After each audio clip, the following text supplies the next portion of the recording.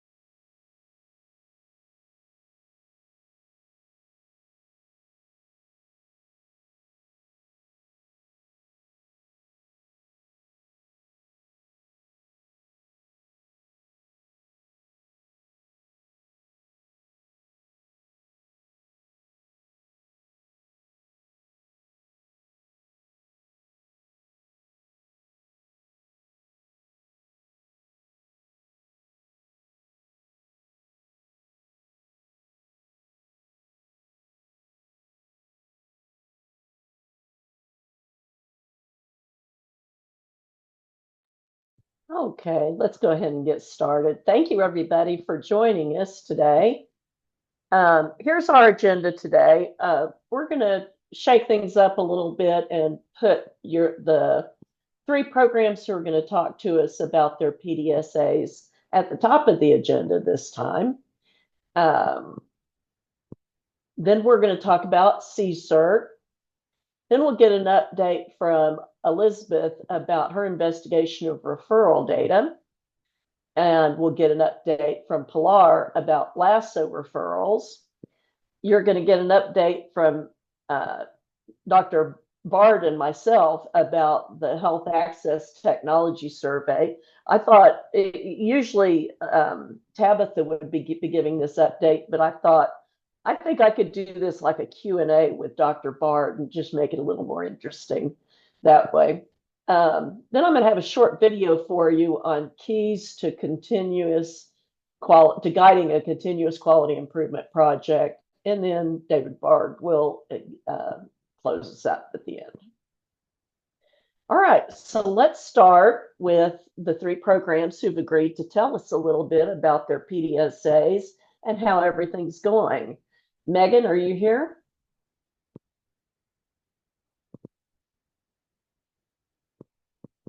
Megan Lynn? I am here. Sorry, I'm struggling with my audio. I'm working from home today, so Oh, okay. a little bit. Okay. I'm actually kind of off work, but substituting from home Oh, today. well, thank you for making the Yeah, effort well, to be here. of course. And I apologize, I'm not fully fully prepared. And the main thing I have to say is that we have just we feel like we're right on track. I don't have a lot of feedback. We've done the sent out the post screening survey with your red cap. We've have con Excuse me. Could you back up and just tell us a little bit in general about your oh, PDSA because people won't remember from of time to time which course. program is doing which. Of course. Thank you, Lisa. Yeah, so we're basically asking all of our parent educators to look through um, ETO at all the forms and as they are finding things that they discover need to be updated or aren't or could be improved and have ideas, or maybe some things that are no longer necessary. And then we've identified our goal was 3 to 5 forms to request to be changed.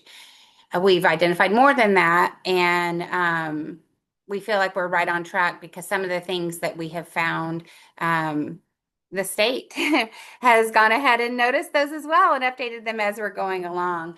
Our process of doing this, we have 2 home visiting programs, and each of us have chosen a different way to receive the feedback. So the positive parenting department has a little ongoing, I'm trying to say, like, not survey, but Crystal is collecting that information for hers, and then for Safe Care, Katrin is collecting the information from her parent educator she's working with, and we're kind of comparing those because both programs, we have some overlap, but we have some that are unique. So we've used both of those collection processes to try to find things that apply to both programs. And then with the help from OU and this project, we have a beginning survey where we did employee satisfaction. And then at the end of this, we'll do an end survey for employee satisfaction with the hypothesis and hope that by improving some of these ETO barriers, our overall workforce, I'm struggling with my words, but our employee satisfaction would increase. So thank you for letting me stumble through that. Stacy is usually the one who is prepared to say it more eloquently. Oh, you did just fine. Thank you so Yeah. much for your update. I Yeah. appreciate it. Thank you. Okay. Michelle Coonfield, Tulsa C1. Hi, Lisa. Can you hear me okay? Yes, we can. Thank you. Okay. So our primary driver is reducing burnout, and we decided that we were going to look at what is satisfying or not satisfying related to our work with our home visitors. And so we had kind of built our own survey, which we gathered some questions, and Lisa had put that into RedCap for us. So we received those results back from her. There were some, I think, overall pretty good satisfaction that we got back. And I think our median score was like 3.4 or something like that. But some things that stood out as things that maybe we could work on were there's little time to do all the things that there is to do, which is pretty broad. So we might be able to kind of nail that down a little bit better. Equipment seemed to be an issue, so maybe something around that. Opportunities for advancement were limited. Again, not much we can do about that, but maybe acknowledge and discuss. So those are some things that we're kind of looking at as far as next steps. Our PDSA was to identify at least 3 factors that influence job satisfaction and identify at least 1 factor that could be changed to help improve job satisfaction in a future PDSA. So that's kind of where we are right now. We're in a holding pattern till we can maybe move forward with some intervention on that. All right. Thank you so much, Michelle. Cap Tulsa, Carolyn. Yes, hello. So with our PDSA, we're looking at, as we know from many PEs, one of a big job stressor can be the documentation needed. And so we were looking at ways for them to save time with documentation. And we wanted to experiment with some technology. Originally, we were going to look at some apps, but after a conversation with our IT department, they recommended that we just have the PEs who have the smartphone capability, which they all did, to do dictation that way. And so we are experimenting with them doing dictation of their observations in the home visit when they're in a safe place to do so, and also without using any identifying parent information or family information, but just to say, you know, the client or the child did such and such. And so we're working on that. We've just really gotten started in the last week or so with the PEs doing that. And Andrew's helped us with getting a couple questions into the documentation form where they're going to be able to answer, did they use this technology or not? And then how long did it take? And so we're looking to see if being able to dictate will reduce the time, and also whether they're needing to spend that time editing. So with some of those technologies, probably we've all used, that some are better than others about really transcribing accurately what you're trying to say. And so that's going to be one of the things we're looking at. And also, because so many of our PEs are bilingual, also looking at whether it also is a helpful tool for them to use to transcribe. And so if they're able to speak in the native language and then transcribe it to English, if that also could be a time saver. So we're just getting started and excited to see what we find out with it. I think we're all excited to find out how you do with that. So that's great. Does anybody have any questions for Megan, Michelle, or Carolyn? I do. My hand was up. Sorry. Okay. Okay, I did see it. Carolyn, I really am fascinated by this. And can you tell us the types of apps that the PEs are using? Do you know the names of any?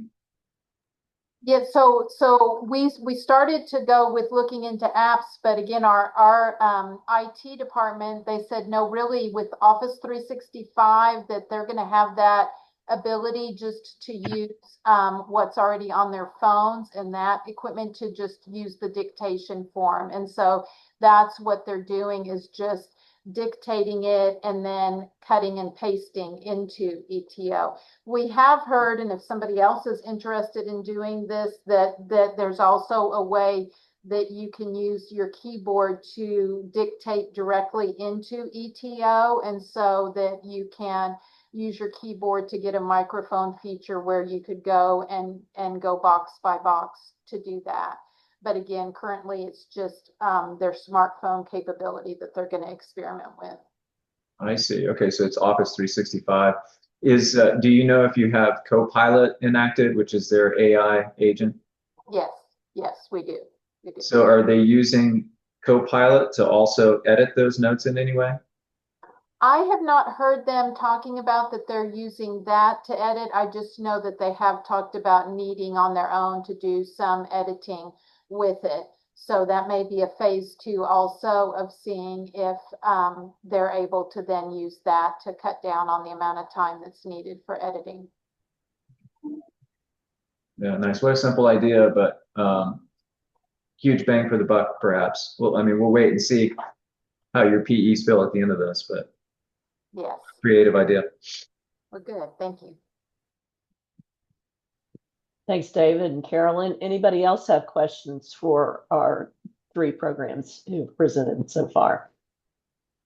This is Yolanda, and I just very, very curious about Carolyn, because we also were trying to focusing in the documentation, and we have different PDSA, but I am really very, very, very curious to see, because I mean, if they help, you know, my educator will be very, very happy. It does, you know, something they reduce the time of in documentation. And of course, you know, one of the things that we also have to take in consideration with English is your second language, is not only to do documentation, but it's also to be translating at the same time. So I am very curious, Carolyn. Thank you, Yolanda. I think you're really expressing well the excitement that a lot of us have about that project. I just have a question for Megan. What are the main forms that they're looking into changing in ETO, and if that's going to be possible, because that's more the health department? Yes. Well, and I am not, unfortunately, I'm not prepared to say exactly that. We've met a couple times and found some. We know that right now we're just identifying things that are struggling, or some that have had maybe questions that are not applicable or necessary. I know there's been, can't think of anything specific right now, but like there's And one that asks there for are like three programs who the- are doing a presentation, a PDSA like this, and we're going to compile everybody's requests from the three programs to make those recommendations to the state. So we're hoping to combine forces and have some more power behind our recommendations. Woohoo. Okay. All right, well, let's keep going. Thank you for your questions, everybody. All right, CSER, we've just found out that there's some free training available.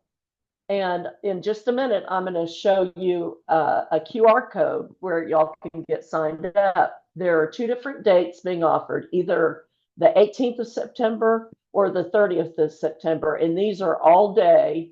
Each of these days is an all-day program.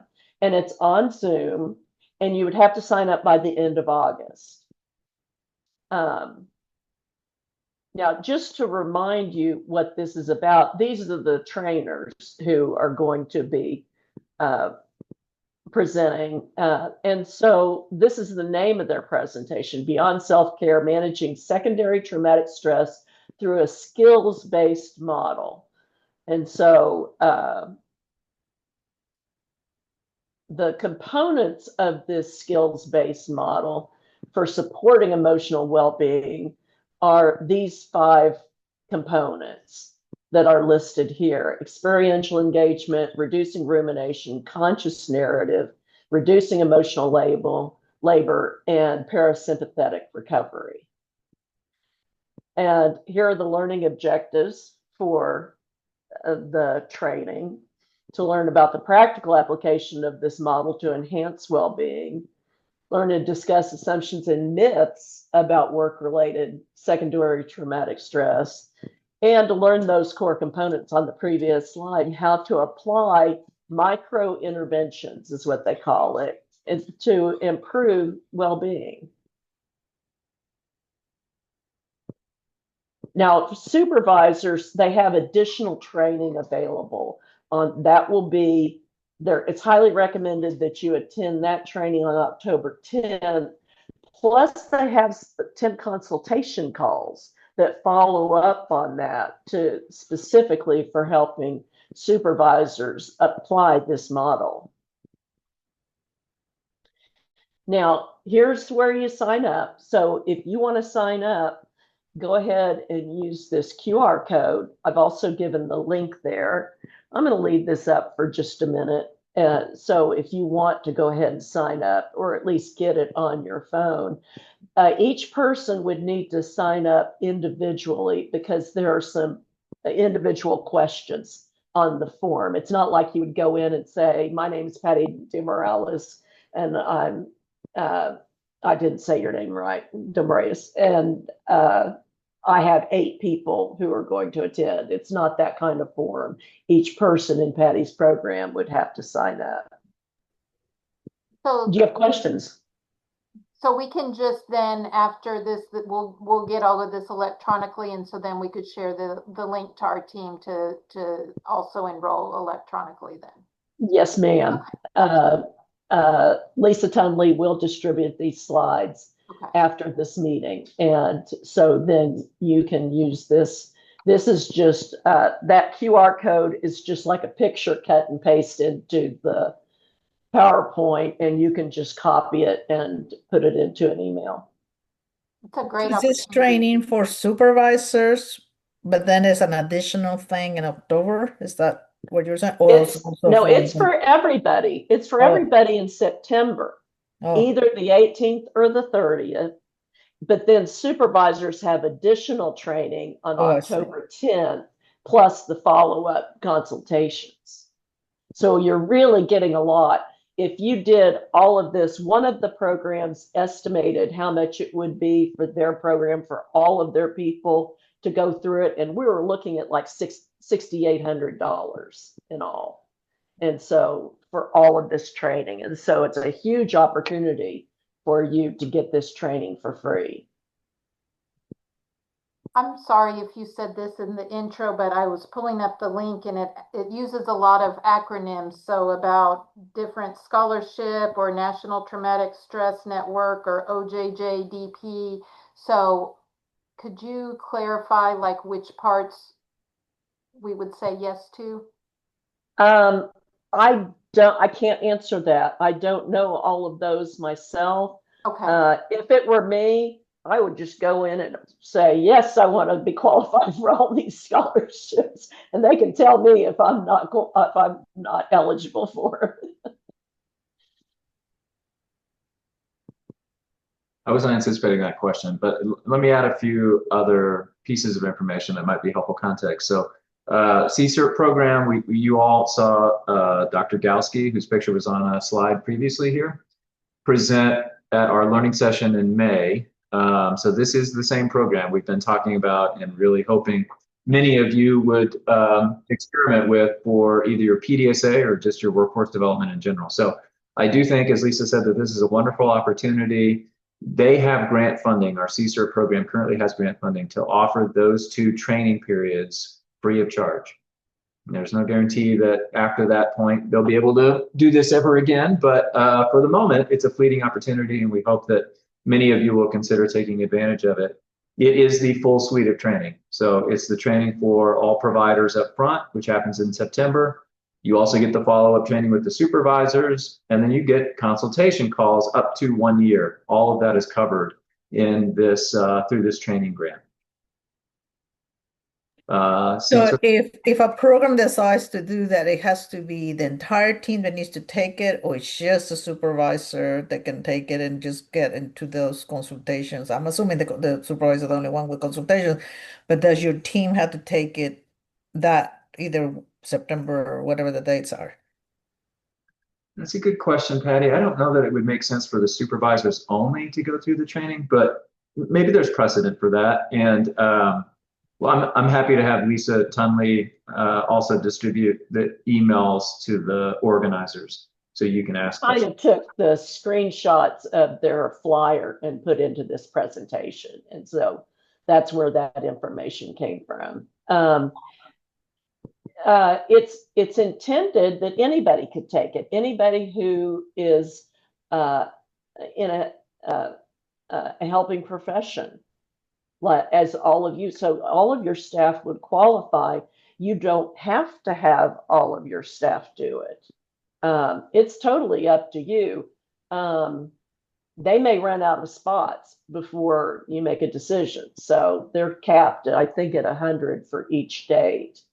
And there were still quite a few. I know that one of our home visiting programs was signing everybody up this morning, and that was going to be, I think, about 15 people. So the October 10th and the consultation, that's supervisors only. But either date in September, that's everybody. The trainings are meant to be taken in a progression, which is why I'm not sure there's precedent for supervisors only. But the first training is the core training. So everybody would go through that, including the supervisors. There is a follow-up training with the supervisors, which is really focused on staffing and how you might address any issues that come up after CCERT training. And then you've got the consultation calls up to 1 year. This might be just a question for Ketsi. I saw her somewhere there. Because now we have to fill an application in order to get approved a training. Will this be applicable, Ketsi? I'm assuming yes. And if it does, will it fall in any of the categories of the annual trainings? Yes, it would qualify. Again, we would still ask you to submit that professional development application. And it would probably fit best in the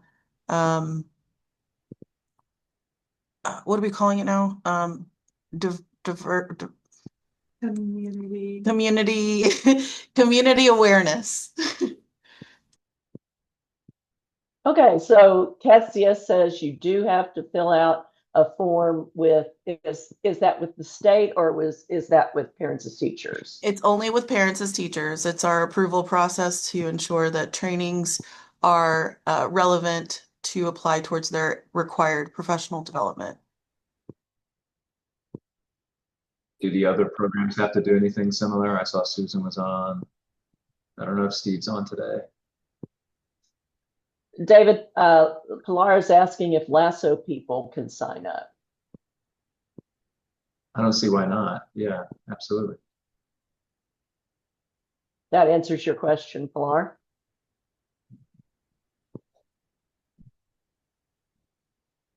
All right, let's keep going. Thank you, everybody. I'm glad to see this interest. All right, now we're going to turn to Elizabeth Bankhauser, and she's going to tell us about some of the work she's been doing with referral data. Yeah, I have updates similar to what I did with the Sooner Start data at the in-person monthly meeting, but this time it's about the PCAP data from the innovation project. Overall, from that project, there were 7 referrals to PCAP, Parent-Child Assistance Program, only one of which was actually randomized to receive PCAP services. But in looking through that data, some of the things that came up were very similar to what I found within the Sooner Start data. For one, there was no place other than the notes section in one referral that captured the eligibility screening date or the baseline interview date. Both of those dates were simply written into the notes section instead of on any sort of referral form. And once again, having that more detailed timeline be able to be captured in ETO and having the referral follow-up forms that update the referral tracking forms would probably be extremely helpful. And again, I ran into the discrepancies in response options of service status versus current status for the referrals in ETO. For example, one of the referrals had the service status as the client refused referral, but the current status had the referral as still open and ongoing. This again is similar to what we found in the Sooner Start data. Something new to just the PCAP data was with the referral categories. 6 of the referrals in the general referral category were under substance abuse and mental health, but one was under other. It's just sort of minor disagreements in how to categorize PCAP and what kind of referral it is. Sooner Start, all of the referrals were in the general referral category of developmental services. And then we're in the specific referral category of Sooner Start / early intervention, obviously because it's in the name. But for PCAP, not only were the general referral categories different, but so were the specific referral categories.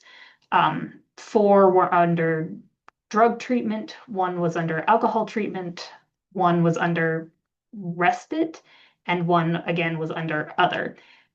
And while for Sooner Start capturing that they were referred to just Sooner Start / early intervention is very helpful, having those differing specific referral categories can actually give an insight into what specifically the client needs, drug versus alcohol treatment.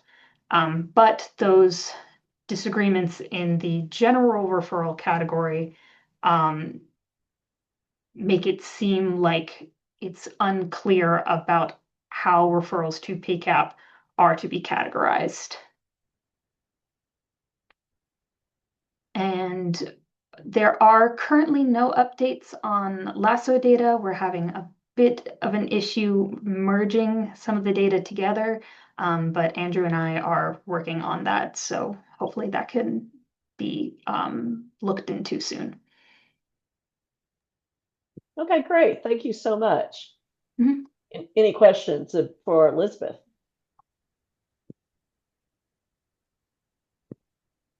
Not a question Okay. qualifier, but when Elizabeth references lasso counts, we're talking about the counts that came in during the innovation project. So we're following up with those cases to see where they stand present day. You're about to hear updated information from lasso under the new referrals that are being sent. Pilar, take it away. Hey, well, that would be me. Let me see. If I can get this over here and share. Me and technology. It doesn't like me. Do you need to share screen? Yes. Okay. I have to stop sharing. Okay, you should be able to share now. Okay. And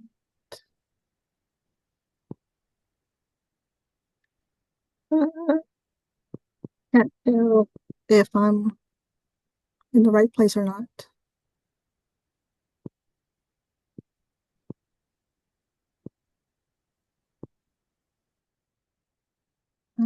Where is it? ¿Dónde está? Is it at the bottom of your screen? I don't see it. Sometimes the control panel floats off the screen, so you may have to go to the top of your screen and put your cursor at the top of your screen and it'll float down, or sometimes you do that at the bottom and it floats up. I could just do it without it. I'm sorry. That's okay. Just It's a talk to us. Yeah, it's a big old screen I can show you.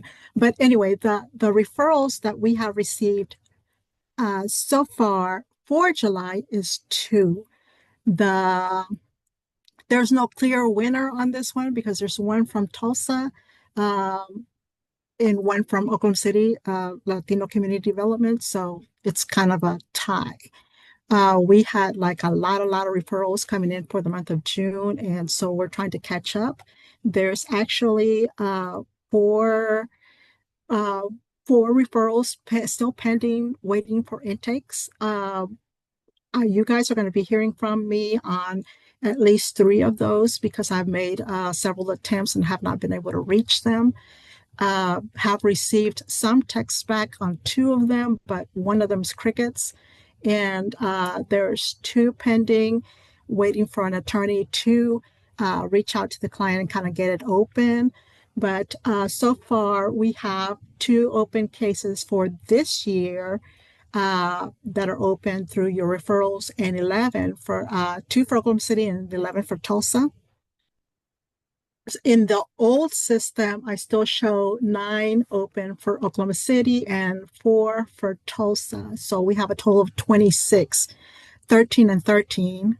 And now that we're losing Alexis, they are all going to go to Candy for the time being. So Candy's going to need, she's awesome. She does great. She does a lot of hand holding. She does a lot of research, and she stays in contact with the client really, really well. So your clients are gonna just all the Oklahoma City clients that will be, not that Alexis was doing a bad job. No, I'm not saying that, but they both are excellent attorneys. But Candy, they each have their own style. Candy is going to be inheriting all these cases for the time being. I do not know a status of when we're going to get another attorney. I will let you guys know once I have that. But keep your referrals coming because I'm her backup. Then Keisha's also her backup, and together we're going to help fill in that gap until we do have that second attorney in place. So a 26 count is still manageable for one attorney. It is a little bit of a tap dance for now, but it is still manageable because I've seen attorneys that can handle 40 to 50 cases. It is that at that point, I think it's not quite as manageable, but It is for 26 cases, it's still manageable. A lot of the cases that are still open from the old cases, I counted them. A lot of them are either paternity or divorce cases, which tend to be long-term cases. So keep those referrals coming, guys. Let me know if you guys have any questions or issues. If you don't hear from me as far as there's a pending referral I haven't contacted you on, call me and let me know because we don't want to lose anybody. Okay. All right. Thank you, Pilar. Any questions for Pilar?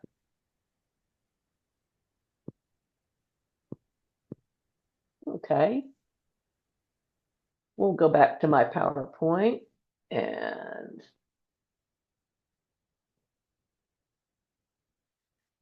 so let's talk about the Health Access and Technology Survey. And this is a little Q&A with Dr. Bard.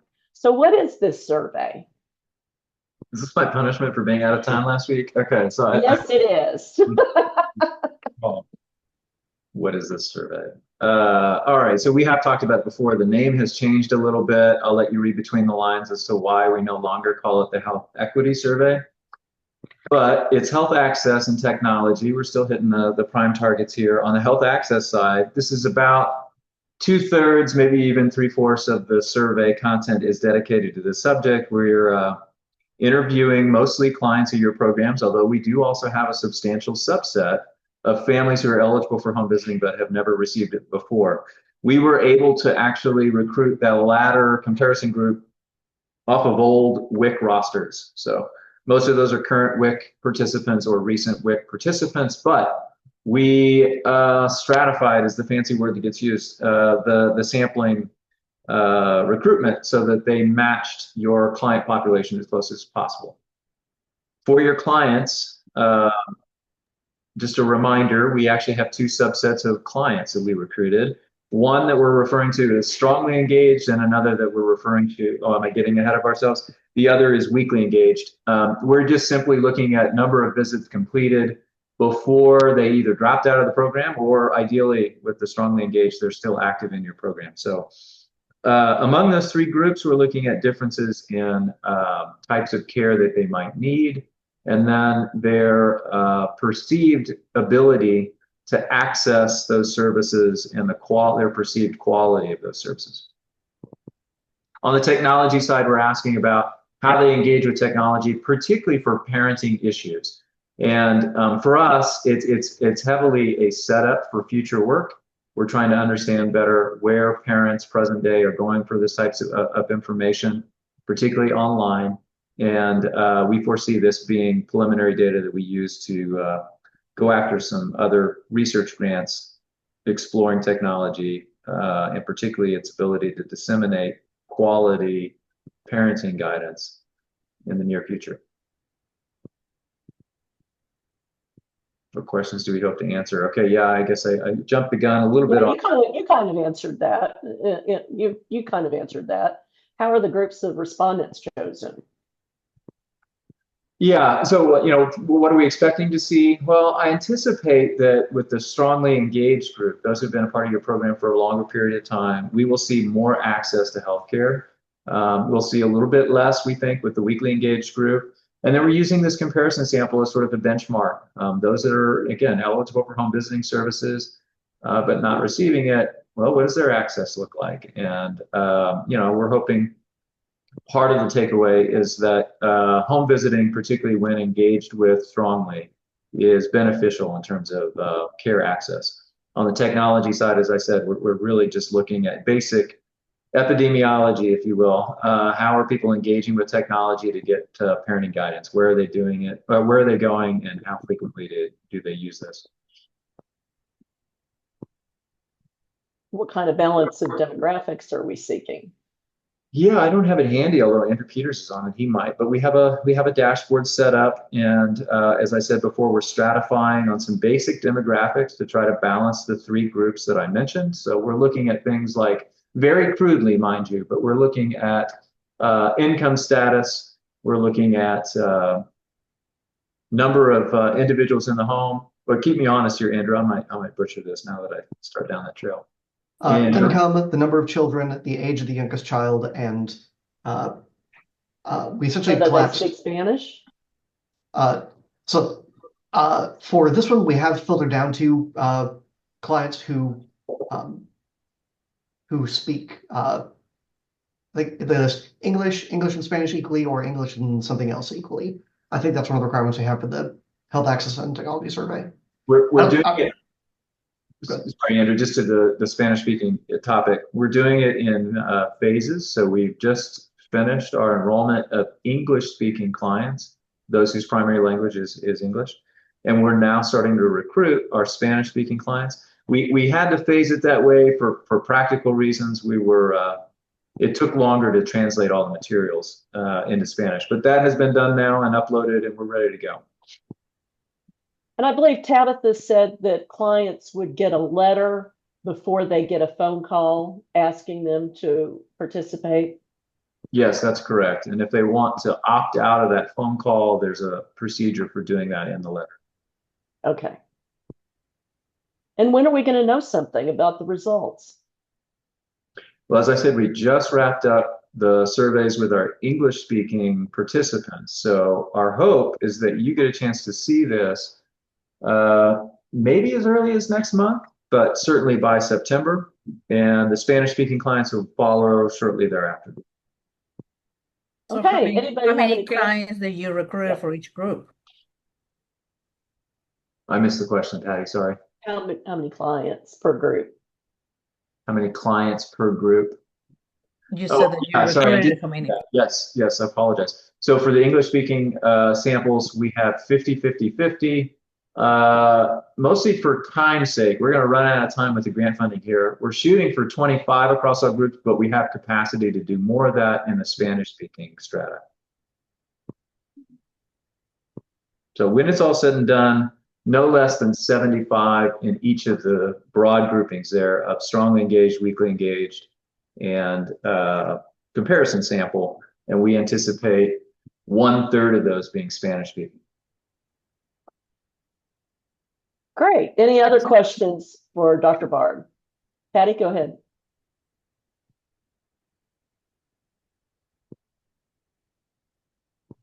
Any more questions? Okay, thank you very much. And thank you, Andrew, for stepping in and helping us out there. All right, now I'm going to take you to this YouTube video. Now I have to make some kind of change on my audio settings, don't I? To allow the recording from the video to play. Yes.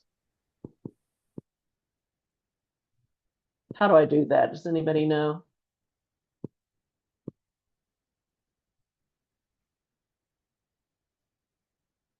I think it's out here. So there should be a setting where you go and select share that says share sound. Like it pops up another window and then there's a little checkbox that says share sound. Okay. So you'll have to unshare and reshare. Okay. I remember now. Thank you so much, Kezia. You're welcome. Happy to help.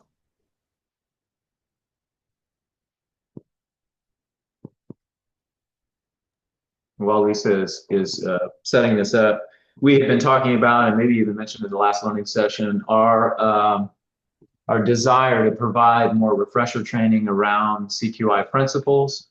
And we're hoping maybe we can insert a little bit of that into our monthly calls in these short video segments, leaning heavily on the Breakthrough series out of the University of Chicago, which I think is what you're going to see today. Maybe not. We might get an ad in here.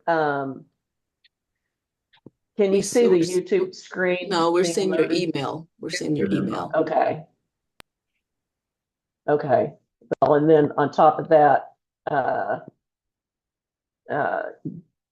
Firefox decided it was time to update my software. So let me go back here and try again.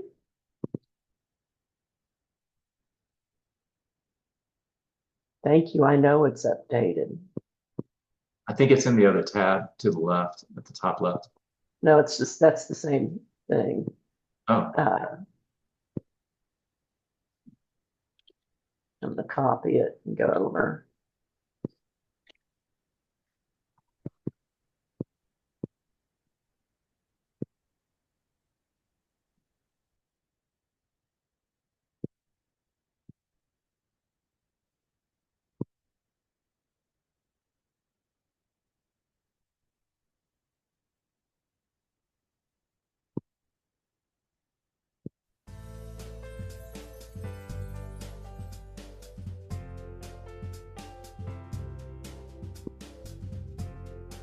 Lisa, before you make it full screen, can you check the sound? It's a little low.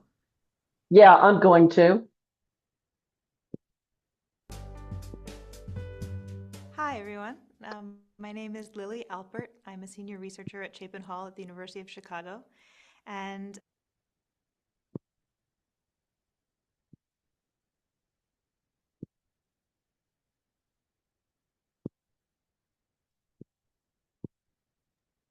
We were able to hear it, Lisa. when I was There asked we to are. make this small clip about what my major take-home messages are about CQI or the aspects of CQI that I think are important, I was really thinking of three main things that I thought would be worthwhile to share today.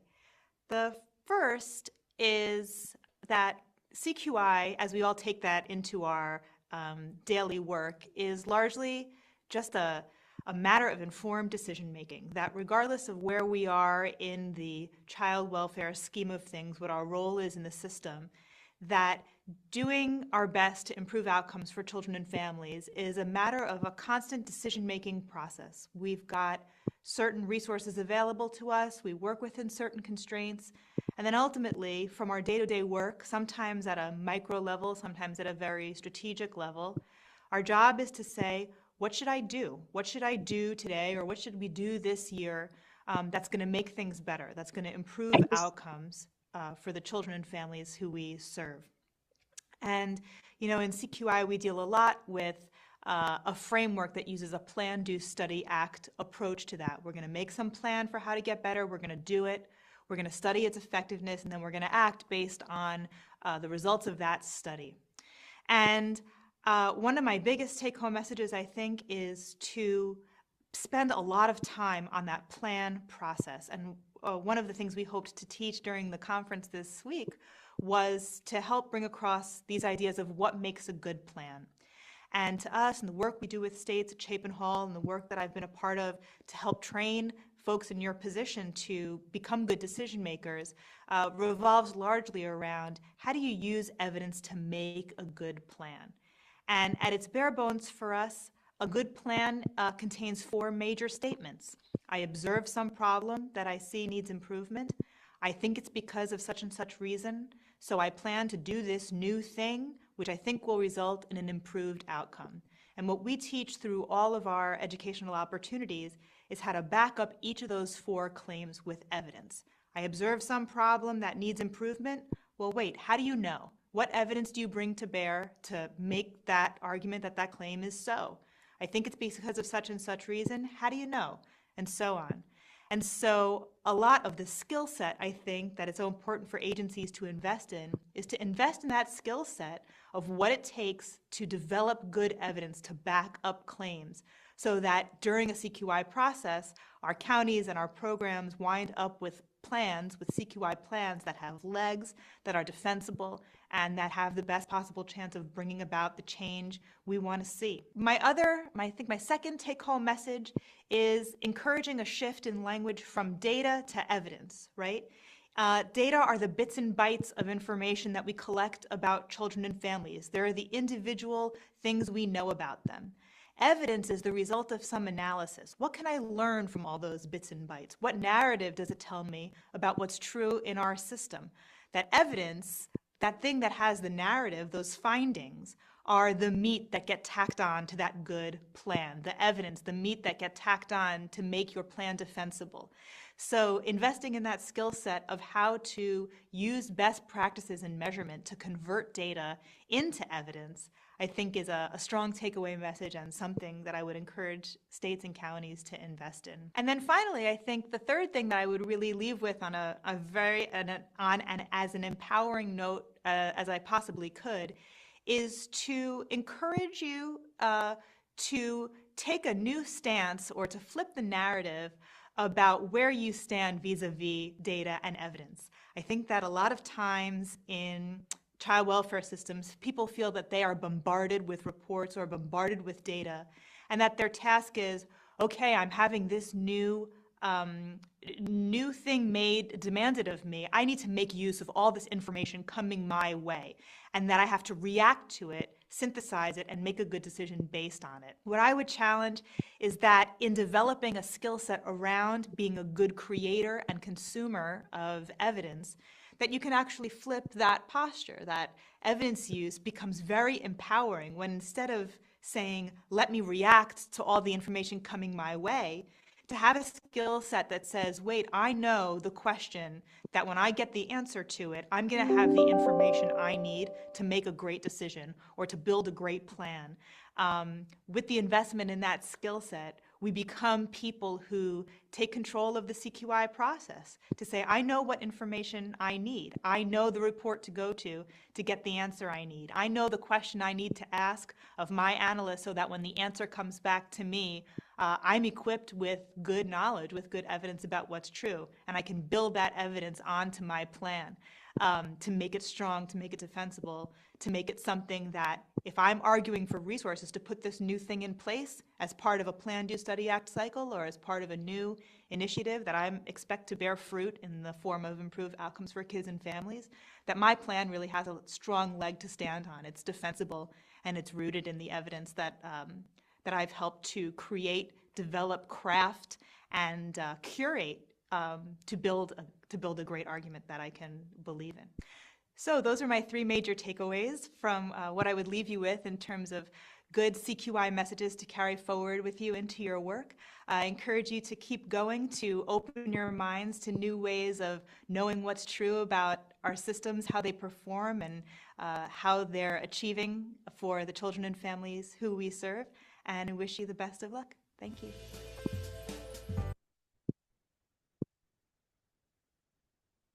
What do you think?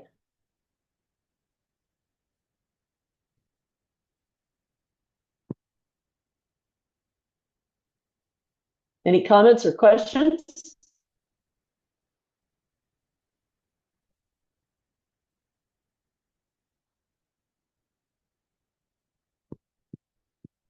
Somebody move so I know you're not frozen.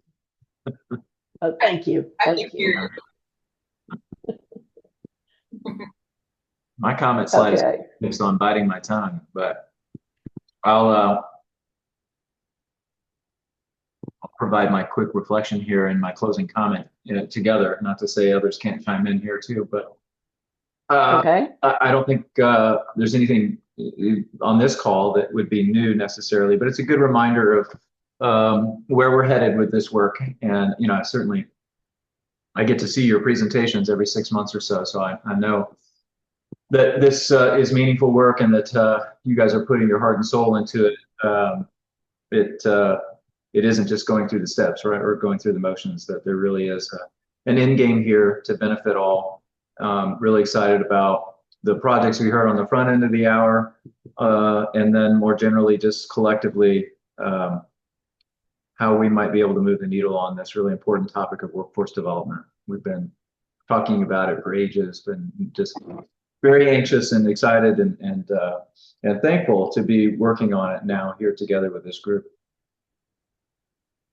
I agree that I think we've got a lot of dynamic work being done, and I'm excited to see where y'all are taking these projects.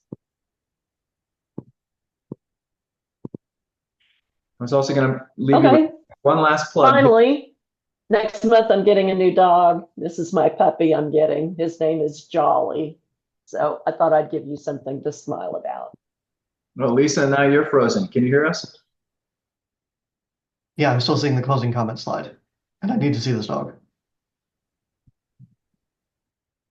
Lisa, did we lose you? Oh, no. I really wanted to see the puppy. All right, well, let's see if I can maybe steal the screen from her because I have a copy of it. You do need to see this puppy.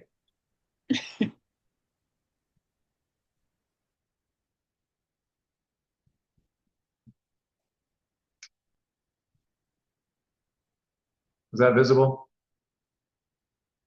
He is so sweet. Oh, sorry, was it mine not visible? Yeah, we lost you for a second there. Sorry, but here's your Oh, okay. yeah. Tell us what we need to know. My niece knows I'm into rescue dogs, that I've always rescued Shih Tzus. And so she didn't tell me that she had bred her two Shih Tzus. Well, one's a Shih Tzu and the other one's a Shih Tzu. But her sister told me. So I texted and said, so do I get my pick of the litter that you didn't tell me you were expecting? And she said, yes. And he was born the day before Memorial Day. His mother's name is Joy. His father's name is Ollie. And so I had named him Jolly. And I go to meet him on August 5th in Oregon. That's awesome. Congratulations. Very cute. Thank you. Thank you, everybody, for your comments.